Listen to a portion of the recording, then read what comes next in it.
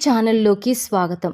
ఈరోజు మన వీడియోలో లక్ష్మీదేవి విశిష్టత గురించి, మన ఇంట్లో ఉండే ఏ వస్తువుల్లో లక్ష్మీదేవి కొలువై ఉంటుంది, ఈ మాసంలో మరి వృషభ రాశి వారు ఎలాంటి నియమాలు పాటించడం వల్ల అభివృద్ధి చెందుతారు, అంతేకాకుండా ఈ రాశి వారు ఈ మాసంలో ఏ పూజలు చేస్తే వీరి జీవితం బాగుంటుంది అనే విషయాలను మనం ఈ వీడియోలో తెలుసుకుందాం.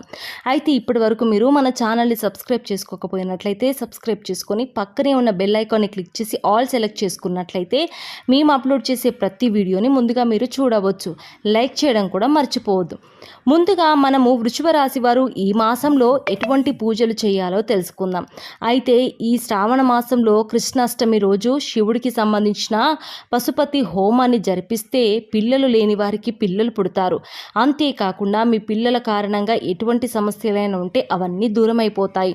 అంతేకాకుండా వృషభ రాశి వారు ఈ మాసంలో మృత్యుంజయ హోమాన్ని జరిపిస్తే చాలా